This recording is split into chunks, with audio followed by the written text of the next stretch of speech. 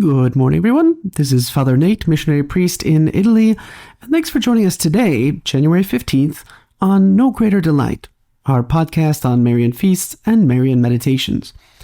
Well, every day we have a number of impressive Marian feasts, and today is no exception. So first, we head to Banat in Léger province in Belgium, where we have the celebration of Our Lady of Banat, also called Our Lady of the Poor. And this is because on the evening of January 15th in 1933, Our Lady made her first appearance to 12-year-old Mariette Becco, beginning a series of at least 8 apparitions to the young girl, the last of which took place on March 2nd of that year. Now, this is the story of this devotion is really quite interesting. So, in 1933, 12 days after the last apparition of Our Lady of the Golden Heart to a group of children at Wherein in Belgium, so within days of each other, a new series of apparitions began 56 miles away in the town of Banat. At age 11, Mariette Becco was the oldest of 7 children in a non-practicing Catholic family. On January 15th, 1933, at 7 p.m., she was sitting at the window, looking out at the snow-covered yard, watching for her brother Julian to come home, when she saw a radiant young woman nearby, in a white robe, transparent veil, and blue sash, with a rosary over her right arm and roses on her feet. She exclaimed, "Look, Mum, it's the Virgin Mary," and she's smiling at me. And the girl began praying a rosary that she'd found in the street. She thought that Our Lady wanted her to go outside, but her mother locked the door. Well then, Mariette began attending church and catechism class, and praying the rosary in the yard every night at 7 p.m. On January 18th, the Virgin reappeared above the pine woods across the street from her house. Mariette followed her into the street, where Her Lady asked her to put her hands in the ditch water, which she claimed as especially hers. That's kind of gross, right? The ditch water. But then, the following night, the vision identified herself. She said, "I am the Virgin of the Poor," and explained that her stream would heal the sick of all nations. Mariette saw the apparition 5 more times. On March 2nd, she had been praying in the rain for nearly an hour when the rain suddenly stopped and the Virgin appeared to say farewell. She said, "I am the Mother of the Savior, the Mother of God. Pray much. Adieu." Now, as word of the phenomenon spread, pilgrims began coming, and there were several miraculous cures at the stream. As the Virgin requested, a chapel was built on the Beccos property that same year. The bishop of the place authenticated the apparitions on August 22nd, 1949, and while the main pilgrimage date is August 15th, the Feast of the Assumption, the Catholic feast day of Our Lady of Banat is January 15th, that anniversary of the first apparition, celebrated at the shrine with masses, prayers, and a procession to the spring. So again, that's Our Lady of Banat, or Our Lady of the Poor. But that is not the only feast that we celebrate today. In fact, in the Maronite Catholic Church, which is kind of redundant, Maronites are all Catholic, they don't have an Orthodox component, they celebrate Our Lady of the Seeds. There's also a reference to Our Lady of the Crops in Syria, which may be the same feast, although Maronites tend to be in Lebanon. Maybe there's a population in Syria too.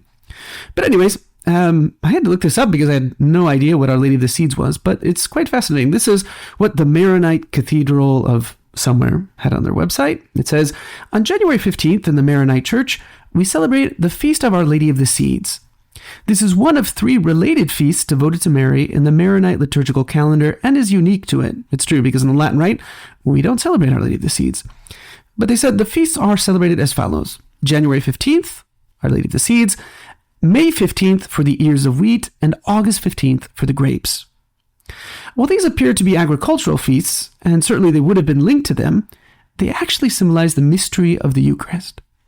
They form the ingredients for the bread and wine, linking the Virgin Mary to the Holy Eucharist. Inspired by the imagery of St. Ephrem, Mary's womb received Jesus. We're reminded this in their liturgy at the hymn for the transfer of the offerings. Through the feasts of the harvest of wheat and grape, we receive the gifts of bread and wine, which become for us the body and blood of Christ, and like Mary, we receive Christ to dwell in us. That's a very, very beautiful and profound thought. And like we said, that's just for the Maronite Church, the Maronite Catholic Church, but obviously we in the Latin Rite could learn quite a bit from it. Likewise, in Rome, they celebrate the Feast of Our Lady of the Porch, or Portico, and it seems that, it's quoted by Father Orsini, that where an image is seen, which is said to have been brought from heaven by an angel to blessed Gall, the widow of the consul Symmachus. Okay? Likewise, throughout Italy, there's a couple other feasts. The Feast of Rosa Mystica, the Mystical Rose, in Cormons, Gorizia, Friuli, Venezia, Giulia, Italy, where in 1737 the statue began sweating on the site we found. I assume that means sweating tears of blood.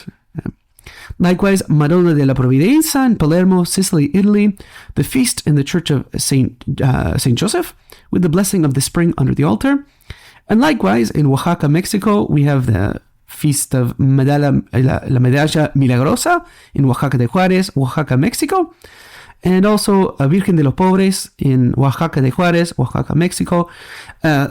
La Virgen de los Pobres, the Virgin of the Poor, could possibly, I don't know the date of the church, could possibly be related to this of Our Lady of Bonneau, because she says she is the Lady of the Poor. And the Miraculous Medal, I have no idea, but that's what they celebrate today throughout the world. So for today's Marian meditation, taken from the book by Father Ildefonso Villar entitled Marian Meditations, we continue with meditation 28 on the Annunciation of Mary, her feast. And today we read the third part, how Mary receives the message. Remember, we spoke about the embassy of the angel, the salutation of the angel, and now how Mary responds to it. Consider how Our Lady, so prepared by the angel, received the most important part of God's message, that she will be the Mother of God, because she will bring forth the Holy of Holies. Mary listens, but instead of immediately giving her consent, as though impelled by self-glory, she instead, with great prudence and humility, ponders over the words and examines if they coincide with the will of God, as shown to her in his agreement to her vow of virginity. Learn prudence of Mary.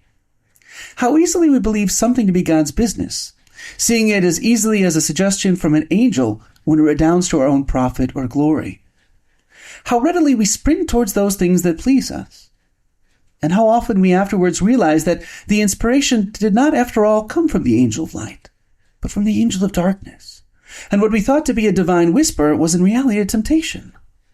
Examine, meditate, take advice, so that you may always be right in your choice and resolves, therefore imitating the prudence of your Heavenly Mother.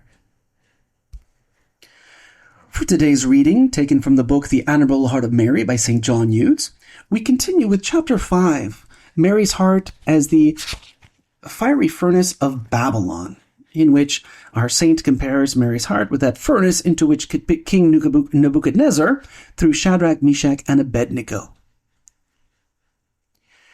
3 Hebrew children walked safely in the first furnace, yet the prophet saw there 4, and the 4th was like the Son of God. The form of the 4th is like the Son of God. That's what it says in Daniel chapter 3, verse 92. Actually, it was an angel, representing, according to Daniel, the only begotten Son of God in the Babylonian furnace.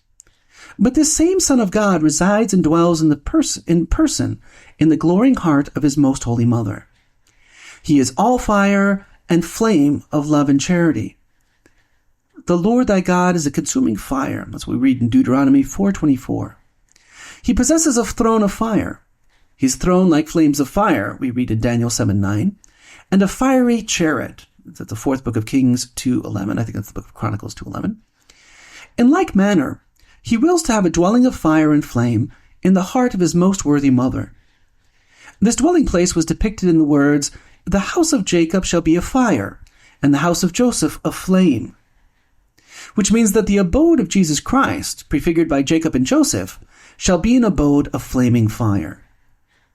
We also notice that the 3 young men were bound hand and foot when thrown into the furnace, but immediately their bonds were consumed by the fire, and they were freed within the furnace.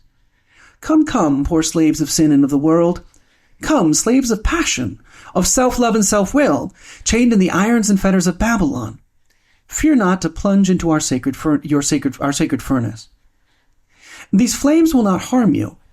Instead, they will destroy your fetters and establish you in the holy liberty of the children of God and of his loving Mother. They will inflame your hearts with the fire of heavenly love. They will transform them into the divine fire itself. Your hearts will become holy furnaces, heated 7 times with the fire and flames that leap from the heart of your heavenly Mother.